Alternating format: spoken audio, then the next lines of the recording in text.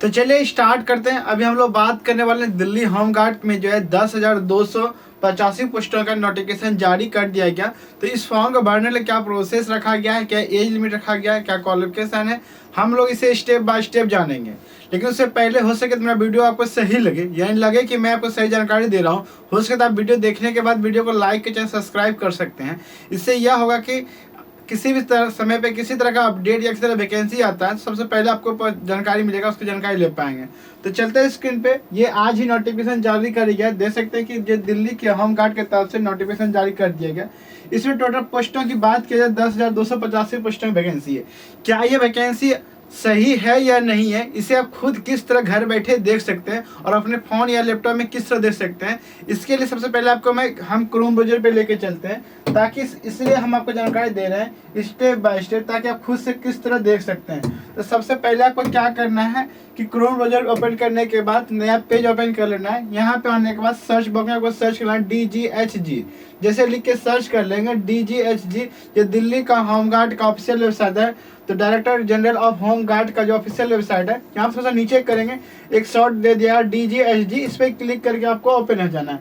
जैसे इस पर क्लिक हो जाएंगे, डायरेक्टर जनरल ऑफ होमगार्ड का आप ऑफिशियल वेबसाइट पे आ चुके हैं। इसके तहत किसी तरह का वैकेंसी आता है, सारा यहाँ पे शो होता है। अभी हम लोग बात करने वाले दिल्ली होमगार्ड में जो है 10,285 पोस्टों जारी हो गया है। इसके लिए सबसे पहले आपको बता दें, यहाँ पे इन्फॉर्मेशन ब्रांच जो है, इस पर क्लिक करके आप हिंदी या इंग्लिश में चाहे तो डाउनलोड कर सकते हैं। यहाँ पे हिंदी के ऑप्शन पे हम क्लिक करके डाउनलोड कर लेना है। यहाँ से आपको भी डाउनलोड का ऑप्शन दिखेगा, यहाँ से आप डाउनलोड कर सकेंगे। जैसे आप डाउनलोड कर लेंगे, यहाँ पे देख सकते हैं जो नोटिफिकेशन पहले मैंने आपको दिखाया था वही नोटिफिकेशन ओपन हो चुका है। इससे यह साबित होता है कि वैकेंसी सही है और नोटिफिकेशन सही है। कुछ लोग क्या करते हैं, डायरेक्ट नोटिफिकेशन दिखा देते हैं, लेकिन जब आप सर्च करते हैं, ऑफिशियल वेबसाइट पे जाकर सर्च करते हैं, कहीं भी देखने को नहीं मिलता है या वैकेंसी रहता ही नहीं है। कुछ अपना फायदे के लिए लोग दिखा देते हैं, या तो फिर खोजते खोजते परेशान हो जाते हैं, आपको नहीं मिलता है। इसलिए मैंने आपको स्टेप बाय स्टेप जानकारी दिया है, ताकि आप किस तरह खुद से देख सकते हैं।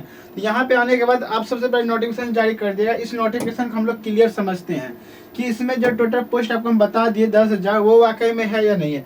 तो सबसे पहले राष्ट्र राजधानी क्षेत्र दिल्ली सरकार गृह रक्षा महानिदेशालय की तरफ से नोटिफिकेशन जारी है, जिसे होमगार्ड की तरफ से नियुक्ति किया गया है। इसका वेबसाइट जो जारी किया है, महत्वपूर्ण नोट केवल इस वेबसाइट पे जाकर ऑनलाइन आवेदन का आमंत्रण किया जा सकता है। सिर्फ इसी वेबसाइट पे जाके आपको ऑनलाइन करना है और कहीं से नहीं करना है। तो सबसे पहले इसका देखते हैं ऑनलाइन आवेदन जमा करने की प्रारंभिक तिथि की बात किया जाए 24 जनवरी से फॉर्म भरना स्टार्ट होगा, और ऑनलाइन आवेदन जमा करने की अंतिम तिथि की बात किया जाए 13 फरवरी तक फॉर्म भरने का लास्ट डेट है। इसके बीच में भी फॉर्म आपको अप्लाई करना पड़ेगा। सबसे पहले टोटल पोस्ट की बात की जाए, देख सकते हैं टोटल पोस्ट 10,285 पोस्टों की वैकेंसी है। कितना पोस्ट है? 10,285 पोस्टों की वैकेंसी होमगार्ड के तहत में ये जारी कर दिया गया है। और बात किया जाए 33% जो महिलाओं के नियुक्ति अलग से रखा गया है। देख सकते हैं क्रमशः जो है आपकी कैटेगरी बाई कैटेगरी से आरक्षण जो है 15%, 7.5% और 27% आरक्षण है। जैसे कि बात किया जाए अनुसूचित जाति के लिए जो 15% है, और अनुसूचित जनजाति के लिए जो 7.5% है, और अन्य पिछड़ा वर्ग के लिए जो है 27% है। यानी कि टोटल जो पोस्ट यहाँ कैटेगरी बाई कैटेगरी सबसे शो हो रहा है। महिलाओं के लिए अलग से वैकेंसी है, और 10% रिक्त भूतपूर्व सैनिक के लिए भी आरक्षित रखा गया। 10% जो है, यानी 10,285 सीटों में जो है 10% किसके लिए रखा गया? भूतपूर्व सैनिक जो है, जो उसके लिए सीट अलग से ये रिजर्व रख दिया गया है। अब आगे बढ़ते हैं और देख लेते हैं क्या क्या जानकारी है। तो यहाँ पे मेंशन करा पात्रता मानदंड, भारत सरकार का नागरिक या राष्ट्र राजधानी दिल्ली क्षेत्र का निवासी होना चाहिए। दिल्ली के निवास प्रमाण होना चाहिए। उम्मीदवार के पास निम्नलिखित में से कोई एक होना चाहिए। अगर आप दिल्ली के निवासी हैं, इनमें से आपके पास कुछ एक होना चाहिए, यानी भारत का नागरिक है या राष्ट्र राजधानी क्षेत्र के है नागरिक है, तो आप फॉर्म अप्लाई कर सकते हैं। जिसमें से आपके पास जो है दिल्ली के निवासी हैं, तो प्रमाण पत्र आपके पास यह होना चाहिए। मानिए पासपोर्ट होना चाहिए, चुनाव आयोग फोटो ID कार्ड होना चाहिए, यानी वोटर कार्ड जिसे बोलते हैं वो होना चाहिए। वर्तमान और वैध राशन कार्ड जिस पर उनका नाम और फोटो हो। यदि राशन कार्ड उम्मीदवार की तस्वीर बिना है, तो उसे आवेदन की तस्वीर वाले किसी अन्य पहचान प्रमाण के साथ समर्थित होना चाहिए। यानी आपके पास राशन कार्ड है और उसमें आपका नाम है, तो उसमें खासकर आपका फोटो होना चाहिए, तो ही आपका राशन कार्ड वैलिड रहा जाएगा। और आगे मेंशन कर रहा है परिवहन विभाग GNCT दिल्ली द्वारा जारी अवैध ड्राइविंग लाइसेंस आपके पास है, तो ही फॉर्म अप्लाई कर सकते हैं। दिल्ली में आवासीय पते के साथ फोटो युक्त सार्वजनिक क्षेत्र में बैंक खाते का विविध होना चाहिए। पासबुक, यानी आपका दिल्ली में जो है पासबुक है, बैंक अकाउंट फोटो है तो वो भी आप दे सकते हैं। आगे मेंशन कर रहा है राजस्व विभाग जीएमसीटी के समक्ष अवधि के सरकारी पदाधिकारी कर्मचारी में प्रमाण पद होना चाहिए। और इस फॉर्म के भरने एज लिमिट रखा गया 45 से 20 साल, यानी कि 20 साल से लेकर 45 साल तक के लोग फॉर्म अप्लाई करेंगे। और डेट ऑफ बर्थ उनका 1979 से लेके जो 2004 के बीच में रहना चाहिए तो ही फॉर्म अप्लाई कर सकते हैं। या भूतपूर्व सैनिक या कर्मी है तो आपको 54 साल तक के लोग फॉर्म अप्लाई करेंगे। शैक्षणिक योग्यता की बात किया जाए 12 पास सीनियर होना चाहिए। भूतपूर्व सैनिक वालों को जो है 10वीं पास, यानी कि 12 पास लोग फॉर्म अप्लाई करेंगे। अगर आप भूतपूर्व सैनिक है तो अगर आपके गार्जियन वगैरह हैं तो आप 10th पास के लोग ही फॉर्म अप्लाई आप कर सकते हैं। ऊंचाई और पुरुष की बात किया जाए, हाइट की बात किया जाए, न्यूनतम हाइट 165 सेंटीमीटर रखा गया।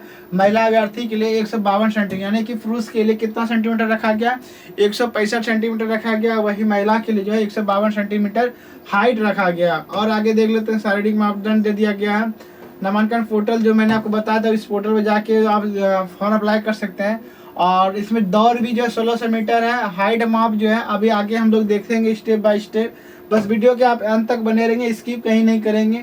और आगे हम नामांकन की अवधि, नामांकन अवधि दे सकते हैं। सबसे पहले आपका शारीरिक माप लिया जाएगा। योग्यता ऊंचाई जो है आपका पुरुष अभ्यर्थी के लिए 165 सेंटीमीटर, महिला के लिए 152 सेंटीमीटर। शारीरिक क्षमता की जो माप है, दौड़ उम्मीदवार के लिए उत्तर होना होगा जिसके लिए दिनांक 24/1/2024 आयु के अनुसार मापदंड होना है, यानी आपका दौड़ जो है आपका एक डेट ऑफ बर्थ के हिसाब से, आयु के हिसाब से पूरना चाहिए। पुरुष अभ्यर्थियों के लिए दे सकते हैं मेंशन का 30 वर्ष तक के लोग जो हैं उनके लिए 1600 मीटर रखा गया है, वो भी 6 मिनट की योग्यता के साथ। अगर 40 साल से लेकर जो 30 साल के लोग फॉर्म अगर अप्लाई करते हैं उनका भी 1600 मीटर रखा गया, ये भी 7 मिनट के अंदर आपका रखा गया टाइमिंग। सबों का टाइमिंग यानी कि एज के हिसाब से, एज लिमिट के हिसाब से सभी को अलग से टाइमिंग दे दिया गया है। अगर आपका एज 30 साल का है और 1600 मीटर सभी में है और आपका 6 मिनट में का मार्क जो इस योग्यता रखा गया है। और अगर 40 साल से 30 साल के बीच आपका एज है तो आपके लिए 7 मिनट रखा गया है। और 45 साल से लेकर 40 साल के बीच में अगर आपका एज है तो 8 मिनट रखा गया। दौड़ 1600 मीटर ही रहेगा। 45 वर्ष से अधिक आयु के भूतपूर्व सैनिक या भूतपूर्व कर्मी हैं आप तो आपके पास 10 मिनट का समय है 1600 मीटर में। और महिला अभ्यर्थी के लिए बात किया जाए, देख सकते हैं कि आयु और इधर दौड़ और योग्यता समय मेंशन कर रहा है। जैसे एक महिला वर्ग के 30 साल तक के लोग फॉर्म अप्लाई करेंगे उसे 8 मिनट में दौड़ना पड़ेगा।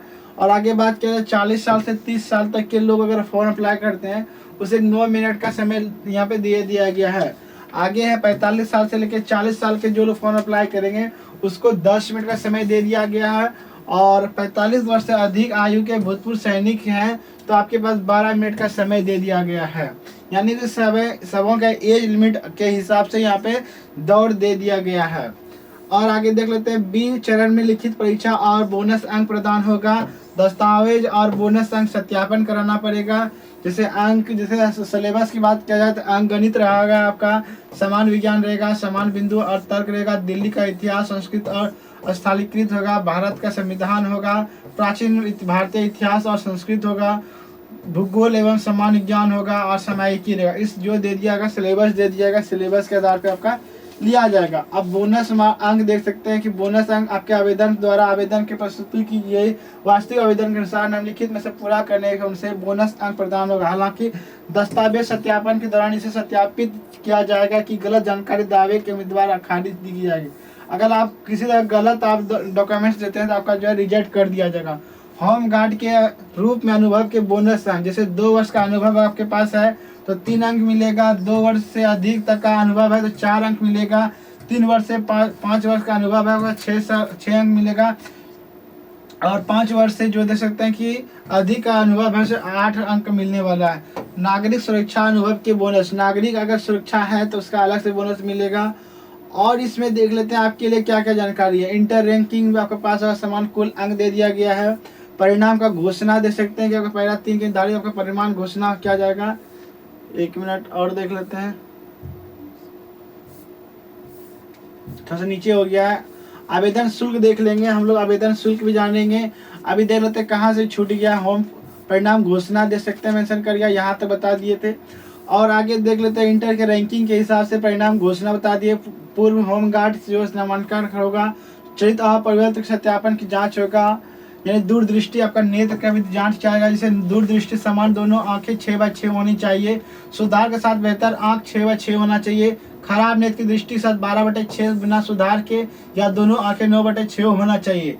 और निकट दृष्टि की बात किया जाए, समान दोनों आंखें आई होनी चाहिए। और सुधार के साथ बेहतर आंख जो सुधार के बिना आंख खराब हो जाए, केवल ब्लड लेंस के मुक्त होना चाहिए, तो ये आपके फॉर्म जो आपका मेंशन किया जाएगा।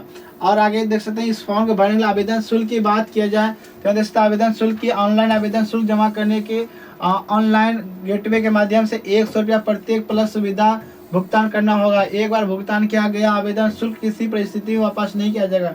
अगर आप भुगतान कर दिए हैं तो किसी भी परिस्थिति में आपका भुगतान वापस नहीं किया जाएगा, ये भी यहाँ पे मेंशन कर रहे हैं किया जा रहा है। आवेदन कैसे करना है तो वो वेबसाइट दे दिया गया, आप इस वेबसाइट पे जाके आवेदन कर सकते हैं। अब ये सब जानने के बाद आपको हम बता दिए थे कि फॉर्म भरना 24 जनवरी से यानी कि कल से फॉर्म भरना स्टार्ट होने वाला है। यह फॉर्म आज 23 तारीख है, तो फॉर्म कल से स्टार्ट होगा। फॉर्म भरने का लास्ट डेट जो है 13 फरवरी तक फॉर्म भरने का लास्ट डेट है। इसके बीच में आपको फॉर्म अप्लाई करना पड़ेगा। आपको कल एक नेक्स्ट वीडियो के माध्यम से आपको बता देंगे, जब कल से फॉर्म भरना स्टार्ट होगा तो आपको हम जरूर ये बता देंगे किस तरह आपको अप्लाई करना, आपको अप्लाई का लिंक कहाँ से मिलने वाला है। आई होप आपको समझ में आ गया होगा कि दिल्ली होमगार्ड के तहत 10,285 पोस्टों का वैकेंसी का नोटिफिकेशन जारी कर दिया गया है। हो सकता है इस वीडियो को अपने ग्रुप में ज़्यादा से ज़्यादा शेयर करेंगे, ताकि जो जिनके पास इस तरह क्वालिफिकेशन है या जो लोग दिल्ली होमगार्ड में जॉब करना चाहते हैं वो लोगों तक ये वीडियो जरूर पहुँचा देंगे, ताकि वो लोग भी फॉर्म अप्लाई कर पाएंगे। और लेटेस्ट अपडेट, लेटेस्ट वैकेंसी के लिए मेरे चैनल पर बने रहे, मेरे चैनल जो सब्सक्राइब कर रखें। मिलते हैं किसी और अपडेट के साथ, किसी और वैकेंसी के साथ। धन्यवाद।